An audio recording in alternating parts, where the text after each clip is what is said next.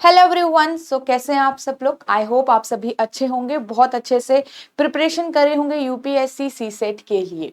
सो उसी प्रिपरेशन को और क्रिस्टल करने के लिए we have these YouTube sessions for you. I hope आप सभी इनको आप बहुत अच्छे से यूज कर रहे होंगे, बहुत अच्छे से आप इनकी हेल्प ले रहे होंगे। ठीक है, so in this we have UPSC CSAT revision classes for reasoning also. ठीक है, आज हमने इसमें पहले बेसिक्स किया था, फिर हमने क्वेश्चंस की प्रैक्टिस की थी and now we are solving the previous year questions. तो आज के रिविजन क्लास 6 है जिसमें हम 2018 का एग्जामिनेशन के क्वेश्चंस हम आज सॉल्व करने वाले हैं। ओके, सो कमेंट में जरूर बताइएगा कितने आपके मार्क्स आए हैं। ओके, चलिए आगे बढ़ते हैं with this comprehensive guidebooks discussion। Basically ये comprehensive guidebook आपकी इंफॉर्मेशन रखती है आपके यूपीएससी सी सेट के एग्जाम के रिलेटेड। आपको किस तरीके से प्रिपरेशन करनी चाहिए, क्या स्ट्रेटेजी होनी चाहिए, कितने सेक्शंस आते हैं, किस सेक्शन में कितना फोकस चाहिए, ये सारी चीजें आपको यहाँ पे मिलेगी। डिटेल सिलेबस हर एक सेक्शन का आपको यहाँ पे मिलेगा। तो ये सारे कुछ जो इंफॉर्मेशन आपके लिए इंपॉर्टेंट होती है, even if you are a beginner, तो आपको बहुत सारी चीजों की नॉलेज नहीं होती है। सो आप यहाँ पे से देख सकते हैं इस इंफॉर्मेटिव बुक से। ओके, आप इसको डाउनलोड कर सकते हैं as this is an e book. Video के नीचे डिस्क्रिप्शन में आपको लिंक मिल जाएगा, वहां पे जाइए, क्लिक करिए और विदाउट एनी कॉस्ट इसको डाउनलोड कर लीजिए। ओके, सो चलिए चलते हैं आज के अपने फर्स्ट क्वेश्चन पे। तो हमारा फर्स्ट क्वेश्चन है आज क्यूब एंड क्यूबॉइड का। A solid cube of 3 centimetre side painted all it's faces. मतलब अब की बारी क्या किया है, पेंट किया गया है एक बड़ा सा क्यूब जिसकी साइड कितनी है, 3 centimetre. Cut into small cubes of 1 centimetre side. तो पहले वो बड़ा क्यूब पेंट किया है, ठीक है, फिर उसको क्या किया है, छोटे छोटे क्यूब्स में डिवाइड कर दिया गया है। पहले तो क्या किया है, पेंट किया है उसको, और उसके बाद छोटे छोटे क्यूब में क्या किया है, कट किया गया है। ये छोटे छोटे क्यूब का जो साइड है दिस इज 1, और जो बड़े क्यूब का साइड है दिस इज 3। अब यहां पे पूछा गया है how many of the small cubes will have exactly 2 painted faces. तो इस टाइप का बिल्कुल बेसिक क्वेश्चन है, डायरेक्ट फॉर्मूला बेस्ड, कि how many small cubes are there having exactly 2 painted face. मतलब 2 पेंट फेस होने चाहिए, 2 फेस पेंट होने चाहिए। तो इसके लिए हमारे पास एक फॉर्मूला होता है 12n-2 का। अब ये n कहां से आएगा, n हमने निकालना है यहां पे से, इस साइड पे से। n होता है जनरली आपका a अपॉन में b, जिसमें आपका a क्या होता है, बड़े वाले की साइड, और b क्या होता है, छोटे वाले क्यूब की साइड। अब बड़े वाले क्यूब की साइड आपकी कितनी है, 3 है जो गिवन है, और छोटे वाले क्यूब की साइड आपकी कितनी है, 1 जो गिवन है, राइट। तो इसमें से आपको पूरा सॉल्व करके कितना आएगा, 3 आएगा। तो n की वैल्यू तो यहाँ पे 3 आ गई। अब इससे पहले वाले जो नेक्स्ट डे हमने इससे पहले वाले सेशन में किया था, वो भी एक सॉलिड क्यूब वाला क्वेश्चन था आपका। वहां पे हमने n क्यूब क्यों किया था, बिकॉज आपके पास directly number of cube present थे। यहाँ पे हम सिंगल n की वैल्यू निकाल रहे हैं, वहां पे आपको डायरेक्टली n क्यूब की वैल्यू, जिसे आप बोल सकते हो a बाई बी का होल क्यूब की वैल्यू भी बोल सकते हो, ठीक है। और इसको ये भी बोल सकते हो कि भाई नंबर ऑफ क्यूब्स आपको ये गिवन हो रखे, कितने, 125 गिवन हो रखे थे। यहाँ पे अलग है, यहाँ पे सिर्फ आपको छोटे क्यूब्स की साइड गिवन है, यहाँ पे कोई number of cubes already given नहीं है, तो ये चीज ध्यान रखिएगा, ठीक है। तो यहाँ पे आपको n निकालना है ओनली, ठीक है। अब n की वैल्यू जैसे ही आपने यहां से निकाली, क्वेश्चन बहुत इजी हो जाएगा। You will put down the value of n here and then आप इसको सॉल्व करोगे। 12 मल्टीप्लाई 3 माइनस 2 आपका 1 हो जाएगा, और आपका आंसर कितना आएगा, 12 आएगा। सो आंसर विल बी 12, ठीक है। अगर यहीं पे से हमें पूछता कि कितने छोटे क्यूब्स होते, अगर हमें पूछता how many number of cubes are there, number of small cubes, number of small cubes, अगर हमें ये पूछता ये, ठीक है, तो हम कैसे करते, अगेन ये आपका n क्यूब होता जो कि आपका a बाई बी का क्यूब है, राइट। अब आपके पास कितनी वैल्यू आनी थी, 3 का होल क्यूब, कितना हो जाता, टोटल आपके 27 होते। अभी की बार नंबर ऑफ स्मॉल क्यूब्स पूछा कुछ और गया है, यहाँ पे आपके पास अगर हमको नंबर ऑफ स्मॉल क्यूब पूछा जाता तो आप ऐसे सॉल्व करते, ठीक है। चलिए, सो अभी के लिए हमारा आंसर इसमें क्या है, 12 है, जिसमें 2 साइड पेंटेड वाले फेस कितने हैं, 12। आगे चलते हैं, नेक्स्ट क्वेश्चन कुछ इस टाइप का आपको दिख रहा है, if pen less than pencil, comma pencil less than book and book greater than cap. तीन टाइप की स्टेटमेंट बोल लीजिए, तीन टाइप के रिलेशन आप बोल लीजिए, किस किस के बीच में है। पहला रिलेशन है आपका पेन और पेंसिल के बीच में, दूसरा रिलेशन है आपका पेंसिल और बुक के बीच में, और तीसरा रिलेशन है आपका बुक और कैप के बीच में, राइट। अब यहां पे पूछा then which one of the following is always true. अब यहां पे क्या होता है, इस टाइप की चीजों को हम कैसे देखते हैं, यहां पे आप इन सबको समझिए एलिमेंट है। मान लो pencil is greater than pen बोला गया है, तो अब हम क्या करें, इन तीन टाइप के रिलेशन को एक स्टेटमेंट में चेंज कर देते हैं, एक रिलेशन बदल देते हैं। कैसे, अगर पेंसिल देखो दोनों में कॉमन दिख रहा है, पेंसिल आप अगर यहाँ पे लिखो तो pencil is less than book, ये दिख रहा होगा आपको, है ना। और वही pencil is greater than pen, अगर मैंने ये मिक्स कर दिया तो पेंसिल ग्रेटर देन पेन मैं ऐसे लिख सकती हूँ। इस तरीके से हमें क्या मिला, हमें बुक और पेन के बीच भी एक तरीके का रिलेशन दिख रहा है, या फिर हमने एक ही स्टेटमेंट में चेंज कर दिया। अब बुक और कैप के बीच में यहाँ पे गिवन है, बुक यहाँ पे गिवन है, तो यहीं से इसको कंबाइन कर देते हैं। तो कैप ऐसे करके, कैप स्मॉलर है बुक से, तो आप साइन का ध्यान रखेंगे कि कौन सी साइड ग्रेटर है, बुक ग्रेटर था कैप से, तो हमने ऐसे करके इसको कंबाइन कर दिया। अब चारों ही एलिमेंट हमारे कंबाइन हो गए। अब इन सब में आपके पास क्या रिलेशन है, ये ग्रेटर है इससे, ये इससे ग्रेटर है, ये इससे ग्रेटर है। अब आगे चलते हैं, इसको कैसे सॉल्व करेंगे कि इनमें से कौन सा जो रिलेशन है वो सही है। सबसे पहले देखेंगे कि जब भी आपके पास जो ये सिंबल है, जो ये साइन है, ये सेम डायरेक्शन में होगा, अगर जब ये सेम डायरेक्शन में होगा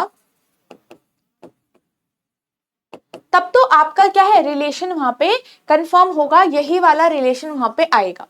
कभी भी अगर आपके दो ऐसे वाले सिंबल एक साथ आ जाएं, ठीक है, ऐसे वाले सिंबल मतलब दो ऑपोजिट सिंबल एक साथ दिख रहे हो एक ही लाइन में, ये लाइन है, एक ही स्टेटमेंट के अंदर दो ऑपोजिट सिंबल आपको दिख जाए तो वहां पे कोई रिलेशन नहीं दिख रहा होता है, कोई रिलेशन वहां पे आप डेफिनेटली नहीं बता पाते हो, ठीक है। अब यहाँ पे हमको ऑलवेज ट्रू बोला है, तो pen greater than cap, pen ये रहा, पेन की तरफ से कैप तक जाने के लिए आपको दिखेगा दो ऑपोजिट सिंबल आ रहे हैं, दोनों का चेहरा डिफरेंट डिफरेंट डायरेक्शन में, इस तरीके से देख लो। तो क्या है कि जो पेन और कैप के बीच में जो वहां पे सिंबल लगा है दैट इज रॉन्ग। क्यों रॉन्ग होगा, क्योंकि पेन और कैप के बीच में दो ऑपोजिट सिंबल आ रहे हैं पूरे एक स्टेटमेंट के अंदर। अभी मैंने आपको क्या बताया, यहाँ पे इनके बीच में कोई डेफिनेट मतलब यहाँ पे कोई रिलेशन स्टैब्लिश नहीं हुआ है, तो रिलेशन एस्टैब्लिश नहीं हुआ है तो वहां पे जो भी सिंबल दिख रहा होगा आपको वो रॉन्ग हो जाएगा। आगे देखो, बुक ग्रेटर देन पेन, अब book greater than pen, book ये रहा, पेन ये रहा, book greater than pencil, pencil greater than pen. तो अगर हम नॉर्मल भाषा में कहें, अगर बुक पेंसिल से बड़ा है और पेंसिल पेन से बड़ा है तो ये भी इससे बड़ा ही होगा। दोनों सिंबल आपको सेम डायरेक्शन में इनका चेहरा दिख रहा है, facing in the same direction, so this relation will be true, okay.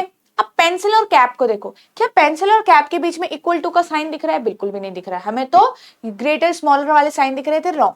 और दो ऑपोजिट सिंबल भी आ रहे हैं बीच में, दिख रहे हैं दो opposite symbol, again relation not established, ठीक है। पेंसिल और कैप सेम बात है वही, ओके। चलिए, सो इसमें बी आंसर आपका करेक्ट था, एक तरीके से इनइक्वालिटी जैसा क्वेश्चन है हमारा। अब अगेन हमारे पास कोडिंग डिकोडिंग का क्वेश्चन है, if LSJXVC is code for Mumbai. अब की बार कोड फॉर मुंबई ऐसे करके लिखा गया है, तो इसको कंफ्यूज मत करना, ठीक है। मुंबई आपका वर्ड है और मुंबई वाज कोडेड इन, ठीक है, Mumbai was coded in this LSJ और XV और C। आपको दिल्ली का बताना है इसके बाद, तो दिल्ली,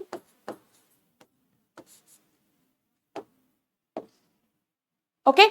अब देखिए मुंबई में आपके पास L जाओगे आप, तो आपको क्या था, सबसे पहले प्लेस वैल्यू अगर हम लिखें तो हमें चीजें क्या हो जाएगी, आसान हो जाएगी। तो अगर हम प्लेस वैल्यू लिखें हर किसी की,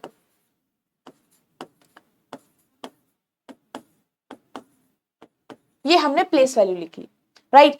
अब आपको यहां पे देखो, इसमें क्या हुआ, 13 से 12 कैसे आया, -1 करके, बट अगर हम यहाँ 21 से 19 देखें -2 करके, अब 13 से 10 देखें -3 करके, हर जगह अलग अलग नंबर क्या हो रहा है, माइनस हो रहा है। क्या ये एक सही सीक्वेंस नहीं बैठा? बिल्कुल बैठा है। 1 2 3 एक करेक्ट सीक्वेंस है, मतलब सारे नंबर्स नेचुरल नंबर क्या है हमारे, जो कॉन्टिन्यूस नेचुरल नंबर है वो चल रहा है। तो 1 2 3 4 5 ऐसे करके चलना चाहिए। अब आगे देखिए, बी 2 है और 26 24 आ गए यहाँ पे। तो कल इससे पहले वाले सेशन में मैंने आपको सिखाया था साइक्लिक चलती है आपकी, ठीक है। तो b में से -4 करोगे, आपके पास यहाँ पे क्या आएगा, 24 आएगा। Suppose z x y z a and b। अब ये 26 हो गया खत्म। Suppose this is 27 and this is 28 number. तो 28 में से -4 करोगे 24 ही आएगा। एक में से यहाँ पे 22 आएगा, माइनस कितना करोगे आपकी बार 5 करोगे तो 27 माइनस 5 आपके पास 22 आ जाएगा। ऐसे ही 9 में से -6 करना पड़ेगा और तब जाके आपका कितना आ जाएगा, 3 आ जाएगा। 3 मतलब C आ जाएगा। तो इसका मतलब 1 2 3 4 5 6 तक आगे चलता रहेगा और ये सब माइनस होंगे। ऐसे ही इस वाले में देखो, दिल्ली में भी आपका क्या होगा, -1 से शुरू होगा, ठीक है। तो -1 -2 -3 -4 एंड -5 तक आपका यहाँ पे चलना है, ठीक है। अब देखो क्या होता है, D मतलब 4 5 12 8 और ये कितना हो गया 9, ओके। अब इसमें देखो -1 मतलब 3 और -2 मतलब भी 3। तो यहाँ पे C और C से आपका कोड शुरू होना चाहिए, राइट। तो सबसे पहले ऑप्शंस को चेक करो, C और C से कौन सा कोड शुरू हो रहा है। तो 3 कोड आपको दिख रहे हैं, C और C से शुरू हो रहे हैं। ये वाला तो वहीं पे रॉन्ग हो गया, ऑप्शन नंबर बी। आगे देखो L-3 इट शुड बी 9 और यहाँ पे 9 किसकी प्लेस वैल्यू होती है, I की प्लेस वैल्यू होती है। CCI आपकी कोड में ये वाला भी रॉन्ग हो गया, 2 जगह CCI है। अब नेक्स्ट चेंज करो, 8 -4 तो यहाँ पे 4 आएगा, 9 -5 तो यहाँ पे अगेन 4 आएगा and D should be the answer. तो CCIDD आपका आंसर होगा, ओके, गेट इट। चलिए आगे चलते हैं। अब हमारे पास थोड़ा सा एक सिटिंग अरेंजमेंट जैसा क्वेश्चन है, राइट। अब थोड़ा बड़ा दिख रहा है बट इसमें से आप देख सकते हो आपके पास 2 क्वेश्चन दिए गए हैं, राइट। अब देखो ध्यान से इसको पढ़ना है। In this type of question आपको पेशेंस की जरूरत होती है, पेशेंटली सॉल्व करिए, पेशेंटली डेटा को रीड करो। The plan of an office block for 6 officers ABCD E and F, 6 officer है सिर्फ। अब आगे देखो, बोथ B and C, यहां से अब अरेंजमेंट शुरू हो गई है कि both B and C occupies offices to the right of the corridor. अच्छा, as one enters the office block, मतलब B और C जो दोनों क्या है, एक ही साइड में है और राइट साइड है। कॉरिडोर कोई होगा, वहां पे कोई कॉरिडोर होगा, उसके राइट साइड आपका B और C है। And A occupies on the left of the corridor, जबकि B और C राइट साइड में है और उस कॉरिडोर के लेफ्ट साइड में A है, राइट।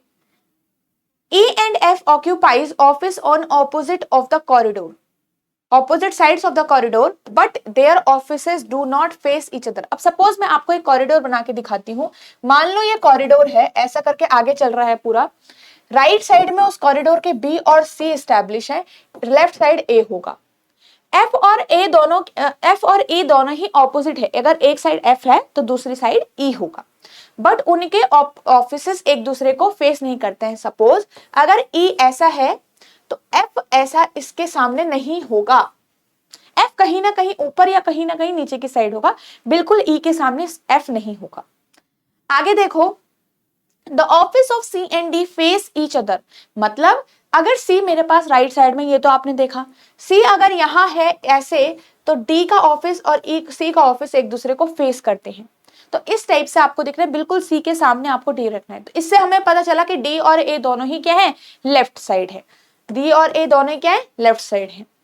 नेक्स्ट देखो, E does not have a corner office, E does not have a corner office। अभी तक जितना हमें पता चला है कि हमारे पास 6 ऑफिसर्स हैं, कॉरिडोर है, कॉरिडोर के इधर भी ऑफिस है, कॉरिडोर के इधर भी ऑफिस है। मान लो यहाँ पे तक जितना अभी पता चला कि 3 ऑफिस इधर साइड है, 3 ऑफिस इधर साइड है। Office is further down the corridor then as, मतलब अगर मैं जहां से भी एंटर कर रही हैं but on the same side, मतलब F का ऑफिस थोड़ा और दूर है A से।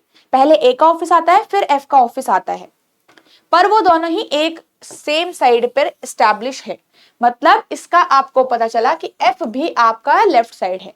कहा ना कि but on the same side, मतलब जो F और A का ऑफिस है, A एंड F जो है वो सेम साइड पे ही एग्जिस्ट कर रहे हैं। अब थोड़ा सा यहाँ पे चलते हैं। यहाँ पे जैसे लिखा गया है कि as one enters the office block, कोई कॉरिडोर है, ठीक है, और B और C उसकी राइट साइड में है। कहीं से भी आप एंटर करो, जो भी आपकी राइट साइड बनेगी उस तरीके से आपको अरेंजमेंट करनी है। सपोज वही हम ये कॉरिडोर बनाते हैं, दिस इज द कॉरिडोर, ठीक है, इसके ये राइट साइड हो गई और ये हो गई आपकी लेफ्ट साइड हो गई। ओके, अब हमें एक चीज पता थी कि आपके पास जो E है वो कॉर्नर पे नहीं है, E does not have a corner office. जितना आपने यहाँ पे फिगर देखा, इससे आपको ये चीज तो पता चल गई E और F दोनों ही ऑपोजिट साइड हैं, तो E आपका इस साइड हो जाएगा और F जो है वो A की साइड में ही ऑफिस है A का, F का, तो वो आपका A की साइड हो जाएगा, राइट। तो इसका मतलब 3 ऑफिसेस आपके लेफ्ट में है, 3 ऑफिसेस आपके राइट में है। अब एक चीज आप बोलिए, देखिए हमने यहाँ पे ऑलरेडी बना लिया कि F तो A के साथ में है, तो आपके पास जब E के लिए ये कहा गया है कि E का ऑफिस किसी कॉर्नर पे नहीं है, तो E का ऑफिस आपके मिडल में होना चाहिए और राइट में ही होना चाहिए। अब E का ऑफिस यहाँ है तो यहाँ F तो आ नहीं सकता क्योंकि वो दोनों ऑपोजिट नहीं होने चाहिए। अब E F जो ऑफिस है वो दूर है कहीं ना कहीं A के, क्योंकि यहाँ पे कहा गया था लास्ट में, लास्ट लाइन पढ़ो कि F's office is for the down the corridor, मतलब डाउन द कॉरिडोर मतलब जब कोई इंसान एंटर करेगा, इस A का पहले आता होगा और F का ऑफिस बाद में आता होगा, ठीक है। तो इसका मतलब F तो यहाँ पे हो नहीं सकता, F यहाँ पे भी नहीं हो सकता क्योंकि वो A के पीछे की साइड है। दैट्स वाई आपके पास F के लिए एक ही जगह खाली है, राइट। अब यहाँ पे आपके पास क्या है, A कहीं पे भी आ सकता है अभी के लिए, A ऊपर भी आ सकता है, A नीचे भी आ सकता है। अब आप देखो C और D एक दूसरे के, C और D ऑफिस जो हैं एक दूसरे के सामने है। अगर मैं C यहां रखूंगी तो D मेरे पास नहीं आ सकता, C यहां पे नहीं आ सकता, C के और D के लिए एक ही प्लेस खाली हो गई, ये वाली, बिल्कुल आसानी से कर लिया। C हो गया, E हो गया, आपका राइट साइड में एक ऑफिस बचा है दैट इज B ऑफिस, और यहां आपका एक ऑफिस बचा है दैट इज A ऑफिस। तो ये हमारा कंप्लीट 6 ऑफिसेस का पूरा अरेंजमेंट बन गया। ओके, चलिए आगे चलते हैं। ऐसा कुछ नहीं है कि मैंने नीचे से एंट्री की है तो मेरा क्वेश्चन चेंज होगा, आप कहीं से भी एंट्री कर दो, आपके अरेंजमेंट ऐसे ही बनेगी, FAD BE और C। क्वेश्चन देखते हैं इसके बेस्ड पे। If E sits in his office, क्या लिखा है, if E sits in his office and faces the corridor whose office is to his left। आप देखो E अपने ऑफिस में बैठा है और सामने की तरफ देख रहा है, कह रहे हैं, तो उसके लेफ्ट साइड अगर कोई पर्सन इधर देख रहा होगा, उसका लेफ्ट किधर होगा, उसका लेफ्ट ये होगा, राइट। उसका लेफ्ट कौन सा होगा, उसका लेफ्ट ये वाला होगा। तो उसके तुरंत लेफ्ट कौन दिख रहा है आपको यहाँ पे, उसके लेफ्ट में आपको C दिख रहा होगा फिगर में। ऐसा ही है हमारा फिगर कुछ, E C D A F और B। E के लेफ्ट साइड आपको कौन दिख रहा है, यहाँ पे C दिख रहा है। आगे देखो, हु इज और आर F's इमीडिएट नेबर और नेबर्स। F का नेबर कौन है, नेबर होता है जो उसके बगल में हो, सेम साइड में, तो उसके बगल में आपको सिर्फ A दिख रहा है। A और D नहीं लिखोगे आप बिकॉज A उसका नेबर है बट D नहीं है। सपोज देख लो, A ये F का घर है, ये A का घर है, ये D का घर है, तो F और A नेबर्स हैं, ठीक है। F का नेबर यहाँ पे D नहीं होगा, ओके, क्योंकि बीच में तो A का घर है, ठीक है। तो आंसर होगा A only. So I hope आपको ये सॉल्यूशन अच्छे से समझ आया होगा और इसके बाद आप दोबारा इसकी प्रैक्टिस करोगे, ठीक है। तो इस टाइप के भी क्वेश्चंस की प्रैक्टिस जरूर करिए क्योंकि इस हो सकता है कि नेक्स्ट टाइम आपके ये क्वेश्चन आ भी सकते हैं, ठीक है। और आज हमने जितने भी क्वेश्चन किए हैं अच्छे से प्रैक्टिस करो इनकी, okay. And now this is the course here, this is the complete 100 hours course जिसमें आपका मैथ्स, इंग्लिश और रीजनिंग कंप्लीटली कवर्ड हो रखा है। अब यहाँ पे आपका जो है, these are the features of the course. यहाँ पे कॉन्सेप्ट क्लासेस आपको मिलती हैं जो आपके इंग्लिश, मैथ्स और आपका रीजनिंग वाले पार्ट का जो जितने भी आपके टॉपिक्स हैं सबको कॉम्प्रिहेंसिवली कवर करती है, जो आपके यूपीएससी सीसेट के लिए इंपॉर्टेंट टॉपिक्स हैं। ओके, टेस्ट सीरीज होंगे, यहाँ पे आप टेस्ट सीरीज दे सकते हैं। देन वीकली बेसिस पे लाइव डाउट सेशंस होते हैं जिसमें आप लाइव अपने डाउट्स को रिजॉल्व करते हैं। And then live revision classes होती है बिफोर योर एग्जाम, ठीक है, to prepare you better. Okay, तो ये सारे क्या हैं आपके फीचर्स हैं इस कोर्स के बारे में। If you want to know more about this course so you can call us on this number here, ठीक है, आप इस नंबर पे देख कर सकते हैं कॉल बिटवीन 9 to 6 PM, जिसमें आपको और ज्यादा डिटेल मिल जाएगी कि किस तरीके से आपको रजिस्टर करना है, क्या क्या इस कोर्स के और ज्यादा फीचर्स हैं, किस तरीके से ये आपको हेल्प कर सकते हैं, सारी बातें। ओके, तो ये हो गया आपका कोर्स के बारे में। And join the Telegram group for PDFs of these sessions. I hope आप सारे ही पीडीएफ्स को पीडीएफ से भी प्रैक्टिस करते होंगे, तो for PDF join the Telegram group. And now if someone, देखो आप में से कई स्टूडेंट होंगे जिनको काफी चीजें जानने की होती है कि यूपीएससी का जो आपका बैकग्राउंड है, सीसेट कैसे एग्जाम आता है, क्या क्या चीजें होती है। सो आप यहाँ पे ब्लॉग्स भी पढ़ सकते हैं, एडुटैप की आपकी जो आपका जो ऐप है वहां पे आप जा सकते हैं edutap.co.in पे, ठीक है, वहां पे आप देखेंगे फ्री मटेरियल पे क्लिक करेंगे, आपको ब्लॉग के सेक्शन पे क्लिक करना है, ठीक है। अब यहाँ पे आप जब कैटेगरी में सर्च करेंगे, आप अगर यूपीएससी सीसेट वाला सर्च करेंगे, ठीक है, तो आपको